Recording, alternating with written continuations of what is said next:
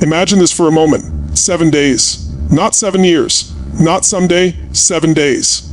What if I told you that in the next 1 week, the way you think, the way you wake up, the way you talk to yourself, the way you see your future could shift so powerfully that the old version of you would feel like a stranger? What if the breakthrough you've been waiting for isn't missing information, isn't luck, isn't permission from anyone else, but a decision so strong it collapses time? I'm not here to hype you. I'm here to wake you up. Because I didn't change my life in a week by accident. I changed it by design. And if you're breathing right now, if you're listening right now, this could be your week too. Let me be clear from the beginning. When I say my life changed in 1 week, I don't mean everything outside of me magically rearranged itself. I didn't wake up with a different name or a different past. The world didn't suddenly become easier. What changed was the operating system inside me. And when that changes, everything you touch starts to change with it. Most people spend years trying to fix their life by moving the furniture around while the foundation is cracked. I spent 1 week rebuilding the foundation. Before that week, I was stuck in a familiar prison, busy but not fulfilled, motivated but inconsistent, dreaming big but living small. I told myself I was working on it, but deep down I knew the truth. I was repeating the same emotional patterns, the same excuses, the same fears, just dressed up in different clothes. And the most dangerous part, I was getting used to it. Comfort doesn't come from happiness. Comfort comes from familiarity, even if that familiarity is pain. That week began with a brutal level of honesty. Not motivational honesty, not Instagram honesty, real honesty. The kind where you stop blaming your past, your parents, your partner, your economy, your luck, and you look in the mirror and say, this is on me. Responsibility is power. The moment you fully own where you are, you reclaim the ability to choose where you're going. I stopped asking, why is this happening to me? And started asking, what is this trying to teach me? And what am I going to do about it now? On day 1, I changed the questions I asked myself. Most people ask lousy questions and wonder why they get lousy answers. Why am I like this? Why can't I stay consistent? Why is life so hard? Those questions don't empower you, they trap you. I replaced them with questions that demanded action. What must I do today to become the person I respect? What am I tolerating that I need to change? If this were easy, what would it look like? Questions shape focus. Focus shapes emotion. Emotion drives behavior. Change the question, change the life. I also changed my physical state. This is something people underestimate, and it costs them everything. Your body is not just something you drag through life, it's the vehicle, your emotions. That week, I decided I would no longer negotiate with my energy. I moved my body with intensity. I breathed deeper. I stood taller. I spoke louder. Not because I felt confident, but because I wanted to feel confident. Action creates emotion far faster than thought ever will. You don't wait to feel strong to act strong. You act strong and strength shows up. By day 2, I made a decision that scared me. I cut off the behaviors that were quietly draining my future. Not the obvious bad habits, the sneaky ones. The endless scrolling disguised as relaxation. The conversations that went nowhere but negativity. The commitments I said yes to out of guilt instead of alignment. Every yes to the wrong thing is a no to your potential. That day, I learned that discipline is not punishment. Discipline is self-respect in action. I also began guarding my mind like my life depended on it, because it does. What you consume mentally becomes the raw material of your identity. That week, I fed my mind with words that expanded me, not entertained me. I limited news. I limited noise. I limited other people's opinions. And I increased time with ideas that demanded more from me. If you let the world program you by default, don't be surprised when you get default results. Day 3 was about emotional mastery. Here's the truth: no one likes to hear your emotions are not happening to you. They are happening because of you. They are responses, not commands. That day, instead of reacting, I practiced responding. When frustration showed up, I didn't ask how to get rid of it. I asked what it was pointing me toward. When fear showed up, I didn't run. I leaned in. Fear is not a stop sign, it's a direction sign. It tells you where the growth is. I also rewired how I spoke to myself. The voice in your head is either your greatest coach or your most ruthless enemy. Most people would never speak to another human the way they speak to themselves. That week, I caught my internal language and upgraded it, not with fake positivity, but with powerful truth. Instead of, I can't, I said, I'm figuring this out. Instead of, I'm behind, I said, I'm building momentum. Words matter because they create meaning, and meaning shapes reality. By day 4, something shifted. My energy was different. My focus was sharper. My standards were higher. And that's when I realized something critical: standards shape destiny, not desires. Not goals, standards. You don't get what you want, you get what you tolerate. I raised the standard for how I treated my time, my body, my work, and my relationships. I decided what was no longer acceptable. When your standards rise, your excuses fall. That day, I also took massive action on one thing I had been avoiding, just one. But it was the thing, the call, the conversation, the step I kept postponing. Procrastination is not a time problem, it's an emotional management problem. The moment I acted, the fear lost its grip. Clarity didn't come before action. Clarity came because of action.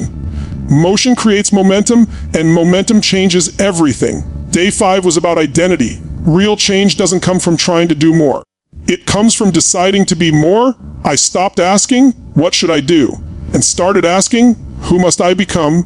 When you shift your identity, behaviors align automatically. I didn't try to force discipline. I became the kind of person who keeps promises to themselves. I didn't chase confidence. I acted as someone who trusts themselves.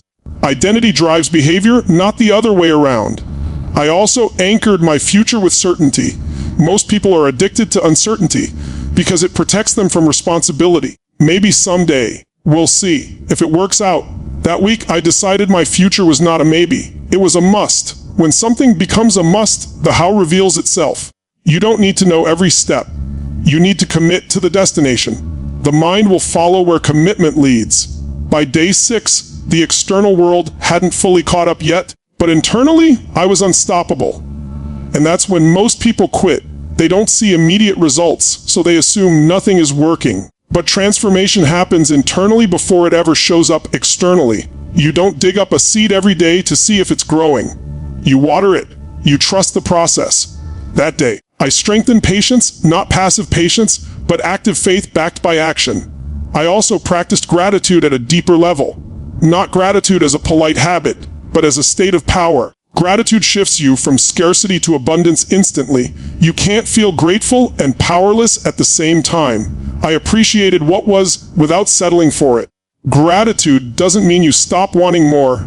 It means you stop feeling empty now. By day 7, I wasn't a different person, I was a decided person.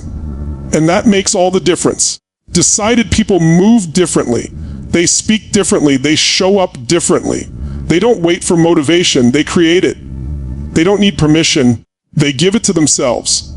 That week didn't end my problems, but it ended my helplessness. And that is the real breakthrough. Here's what I want you to understand. You don't need a year to change your life. You need a moment of decision so intense that it reorganizes your priorities. 1 week of raised standards, focused action, emotional mastery, and identity-level commitment can shift the trajectory of your entire future. Not because the week is magical, but because you are. If you're waiting for the perfect time, it won't come. If you're waiting to feel ready, you'll wait forever. Readiness is a result, not a requirement. Change doesn't come from inspiration alone, it comes from conditioning. What you do consistently, even for a short period, conditions who you become. So here's the question that matters. If not now, when? If not you, who? You already know what needs to change. You've known it for a long time. The cost of staying the same is higher than the cost of changing. You've just been paying it slowly. Decide today that this is your week. Decide that you will no longer negotiate with your potential. Decide that your future deserves more than your excuses. In conclusion, my life didn't change in 1 week because the week was special. My life changed because I was. I chose responsibility over blame, standards over comfort, action over fear, and identity over excuses. And that choice created a momentum that didn't stop at 7 days. It carried forward into everything I touched. You don't need more time. You need more truth, more courage, and a decision you refuse to take back. Make this your week. Draw the line. Step forward and become the person your future is already waiting for. And as that momentum continued, something even deeper revealed itself to me. I realized that most people don't fail because they lack ability. They fail because they live in contradiction. They say they want change, but they rehearse the same story every day. They say they want growth, but they protect their comfort like it's sacred. That week taught me that alignment is everything. When your thoughts, emotions, words, and actions point in the same direction, life moves fast. When they don't, even a decade feels like standing still. I began to notice how often people unconsciously rehearse their limitations. They repeat old memories as if they're facts, as if the past is voting rights over the future. I stopped doing that. I stopped using my history as evidence for what was possible. The past is data, not destiny. The moment you stop identifying with who you were, you create space for who you're becoming. That week, I stopped introducing myself to life through my wounds and started introducing myself through my vision. I also learned the power of controlling meaning. Two people can go through the same event and walk away with completely different lives, simply because they gave it a different meaning. Most people don't suffer because of what happens. They suffer because of what they decide it means. That week, I decided nothing was happening to break me. Everything was happening to build me. Pressure stopped feeling like punishment and started feeling like preparation. Resistance stopped feeling like rejection and started feeling like redirection. My environment changed too, not because I moved cities or changed jobs, but because I changed what I allowed near my spirit. I became ruthless about proximity. Who you spend time with shapes how you think. What you listen to shapes how you feel. What you tolerate shapes how long you stay stuck. I didn't need everyone to understand me. I needed my environment to support my growth. And sometimes growth requires distance, not explanation. I also noticed how powerful consistency is when it's fueled by meaning. Most people rely on motivation, and motivation is unreliable. Motivation comes and goes. Meaning stays. That week, I attached massive meaning to small actions. I wasn't just waking up early, I was proving to myself that I was in control. I wasn't just working on my goals, I was building self-trust. Every small promise became evidence that I was becoming someone new, and evidence compounds. There was a moment during that week where doubt tried to creep back in. It whispered, "This won't last. You've been here before." And instead of fighting that voice, I thanked it. Doubt is not the enemy. Doubt is a test. It asks, are you serious this time, or is this just another emotional spike? And my response wasn't words, it was action. I kept going. When you keep going despite doubt, you teach your nervous system a new pattern. You teach it that you are safe even when you're uncomfortable. I began to trust myself at a level I never had before. And that trust changed how I showed up everywhere. When you trust yourself, you stop needing validation. You stop explaining. You stop overthinking. You move. Indecision disappears when self-trust is strong. That week didn't make me perfect, but it made me reliable to myself. And that is one of the most powerful identities a human being can have. Another realization hit me hard. Time doesn't change people. Decisions do. People say, give it time. But time only amplifies who you already are. If you're avoiding, time makes you better at avoiding. If you're committed, time multiplies your results. That week worked because every day had intention. I wasn't drifting. I was directing. I wasn't reacting. I was creating. I also stopped waiting for external permission. No one was coming to approve my next level. No one was going to tap me on the shoulder and say, you're ready now. Readiness is a myth. You become ready by stepping into the arena. Courage doesn't come before action, it comes because of action. Confidence is built by keeping promises to yourself under pressure. That week, I earned my confidence. What surprised me most was how quickly my perception of difficulty changed. Things that once felt heavy felt manageable. Things that once felt overwhelming felt solvable. Not because they got easier, but because I got stronger. Life doesn't rise to meet your expectations. It falls to your standards. And my standards had shifted. I stopped asking life to be gentle and started asking myself to be powerful. I began to see that success is not about intensity once in a while, it's about identity every day. Anyone can have a great day. Few people decide to become great people. That week was not about hype. It was about installation. Installing new habits. Installing new beliefs. Installing a new self-image. Once installed, they didn't need willpower, they ran automatically. I paid attention to my language around time. I stopped saying, I don't have time, and started saying, that's not a priority, because the truth is, we make time for what matters. That level of honesty is uncomfortable, but it's freeing. It puts you back in the driver's seat. Victims complain about time. Leaders decide how it's used. As the days stacked, I noticed something else changing. My tolerance for mediocrity disappeared. Not in others, but in myself. I stopped settling for almost consistent, almost disciplined, almost committed. Almost is the most expensive word in the human vocabulary. It costs dreams. It costs momentum. It costs self-respect. That week taught me to close the gap between intention and execution. I also embraced solitude. Not loneliness, but deliberate separation from noise. In silence, you hear your truth. In stillness, you recognize what matters. Most people are afraid to be alone because they might hear the voice they've been running from. I leaned in, and what I found wasn't weakness.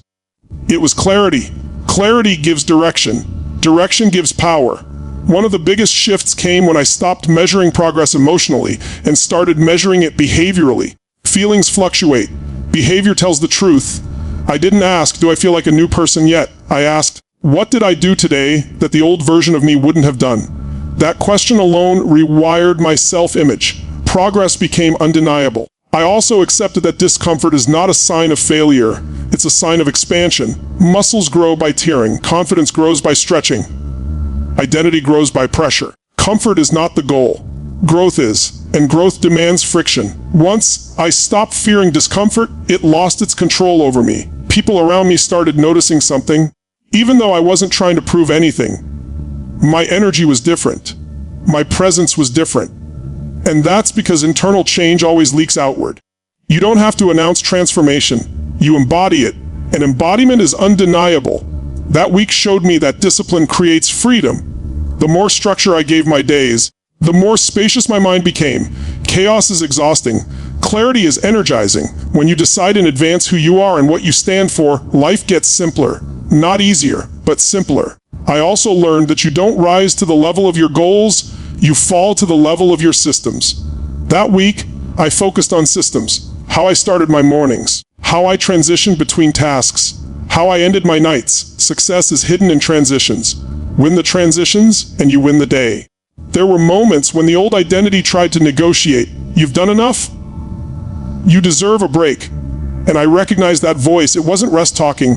It was resistance. Rest restores you. Resistance protects the old self. I chose conscious rest, not unconscious escape. The most important lesson of that week was this: change doesn't require permission, perfection, or proof. It requires decision followed by action, repeated until identity shifts.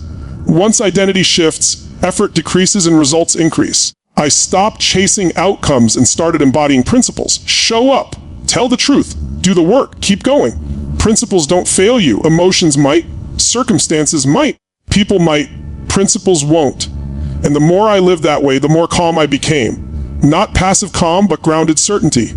The kind that doesn't need to rush or prove. The kind that knows storms don't last, but character does. I realized that the week didn't end. It became a reference point, a line in the sand, a moment I could look back on and say, that's when I stopped negotiating with my future. And once you have that reference point, you can always return to that version of yourself, the one who chose power over excuses. Because the truth is, your life can change faster than you think when you stop lying to yourself about what it costs. Growth costs comfort. Change costs familiarity. Greatness costs the old version of you. And it's a fair trade. So if you're listening to this and something inside you feels stirred, that's not an accident. That's recognition. You already know what you're capable of. You've just been postponing it. And postponement is a decision too. This is not about becoming someone else. It's about finally becoming who you've been avoiding. The stronger you, the honest you, the committed you. And once you meet that version of yourself, everything changes. Not because the world shifts, but because you do.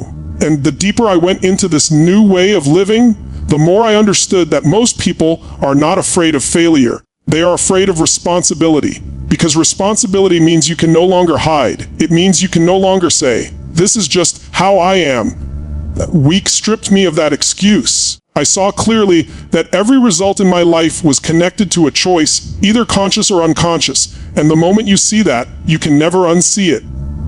Awareness is irreversible. I became aware of how often people wait for certainty before acting. But certainty is built after action, not before it. That week, I learned to move while uncertain, to act while imperfect, to decide without guarantees. And strangely enough, the more uncertainty I embraced, the more confident I became. Because confidence isn't about knowing the outcome, it's about trusting yourself no matter the outcome. I also realized that energy flows where attention goes. Wherever I placed my attention expanded. When I focused on problems, they multiplied. When I focused on solutions, they revealed themselves. So I trained my attention like a muscle. Every time my mind drifted toward worry, I redirected it toward action. Not big action. Small, immediate action. Momentum doesn't come from massive leaps. It comes from consistent steps taken without drama. That week taught me to stop romanticizing struggle. Struggle is not a badge of honor. Growth can be challenging without being chaotic. I stopped confusing stress with progress. I learned to move forward with clarity instead of force. When your direction is clear, you don't need to burn yourself out to prove you're serious. Alignment creates speed without exhaustion. I also became painfully aware of how much people outsource their power. They give it to trends, to opinions, to approval, to fear of judgment. That week, I reclaimed mine. I stopped asking, what will they think? And started asking, what will this cost me if I don't do it? Fear of judgment fades quickly when compared to the regret of self-betrayal. Another shift happened in how I viewed failure. Failure stopped being an identity and became feedback. Information, data. Nothing more. When something didn't work, I didn't make it mean I was broken. I made it mean I needed to adjust. Emotional detachment from outcomes doesn't make you careless, it makes you effective. You perform better when your worth isn't on the line. I also understood that your rituals shape your reality. What you do daily becomes who you are eventually. That week, I didn't try to change my whole life at once. I changed how I started my day and how I ended it. I won the bookends, and the middle followed. How you wake up determines what you tolerate. How you end the day determines what you carry into tomorrow. I stopped numbing discomfort and started using it as a signal. Discomfort meant I was stretching. Resistance meant I was near something important. Instead of asking how to get rid of discomfort, I asked how to move through it with strength. And the more I did that, the less intimidating it became. What you face shrinks. What you avoid grows. That week also revealed how powerful self-image really is. You will always act in alignment with how you see yourself, even if that image is outdated. I stopped seeing myself as someone trying to change and started seeing myself as someone who already had. That shift alone changed my posture, my tone, my pace. Identity speaks before words ever do. I noticed how differently I handled setbacks. Instead of spiraling, I stabilized. Instead of quitting, I recalibrated. Emotional resilience is not about never falling. It's about how fast you stand back up without making it personal. That week trained my nervous system to stay grounded under pressure. Calm became my advantage. I also stopped seeking balance and started seeking harmony. Balance implies equal attention to everything, and that's impossible. Harmony means knowing what deserves focus now. That week, growth deserved focus. Alignment deserved focus. My future deserved focus. And everything else adjusted around that decision. The more disciplined I became, the more creative I felt. Structure didn't limit me, it liberated me. When your basic commitments are non-negotiable, your mind is free to create instead of constantly renegotiate. Decision fatigue disappeared. Clarity replaced chaos. I learned that motivation is not something you wait for, it's something you generate through movement. On days when energy was low, I moved anyway, and movement created energy. The body influences the mind faster than the mind influences the body. Change your physiology, and your psychology follows. I also became aware of how identity level change requires repetition under emotion. It's not enough to do the right thing once. You must do it when it's uncomfortable, when it's inconvenient, when no one is watching. That's when the identity locks in. That's when change becomes permanent. That week also dismantled my relationship with excuses. I saw them for what they really are, fear dressed up as logic. Every excuse sounds reasonable until you look at the life it produces. I stopped asking if my reasons made sense and started asking if they produced results. Results became my standard. I also stopped waiting for external validation. Applause is addictive, and addiction weakens resolve. I learned to validate myself through action. Did I show up? Did I keep my word? Did I act in alignment? That became enough. Another powerful realization was that speed of recovery matters more than speed of progress. Everyone gets knocked off track. The difference is how quickly you return. That week trained me to recover fast. No guilt spirals, no shame loops, just correction and continuation. I began to experience a deeper sense of peace, not because life was perfect, but because I was congruent. When who you are matches how you live, anxiety decreases. Inner conflict is exhausting. Alignment is energizing. I also understood that your future is created in ordinary moments, not dramatic ones. The decision to get up, the decision to speak up, the decision to follow through. Ordinary decisions, repeated, create extraordinary outcomes. That week made me respect the ordinary. As the days continued, the old life felt further away. Not because I rejected it, but because I outgrew it. Growth doesn't require self-hatred. It requires self-honesty. You don't shame the old version, you thank it for getting you here and then move forward. I realized that most people wait for life to demand change. I chose to demand it from myself. Voluntary hardship builds strength. Chosen discipline builds pride. When you challenge yourself on purpose, life's challenges lose their power over you. That week also taught me that clarity is kindness to yourself and others. When you are clear about your values, your boundaries strengthen naturally. You stop over-explaining. You stop over-committing. You stop betraying yourself to keep the peace. Peace without self-respect is not peace at all. I learned that success leaves clues, but commitment leaves evidence. I stopped consuming inspiration and started producing execution. Inspiration without action is entertainment. Action without inspiration builds character. Character sustains success. I also stopped chasing confidence and started building courage. Confidence is a byproduct. Courage is a choice. You choose courage before you feel ready, and every courageous action deposits into your confidence account. That week showed me that consistency beats intensity every time. Anyone can go hard for a day. Few can go steady for a week. That's why the week mattered. It wasn't dramatic. It was deliberate, and deliberate action compounds. I stopped seeing discipline as restriction and started seeing it as direction. Discipline tells your life where to go. Without it, potential leaks everywhere. With it, energy concentrates, and slowly, almost quietly, the internal shift became undeniable. I wasn't fighting myself anymore. I wasn't negotiating every decision. I was moving forward with certainty, not because everything was clear, but because I was. The week didn't make me extraordinary. It made me aligned. And alignment is what turns ordinary effort into extraordinary results.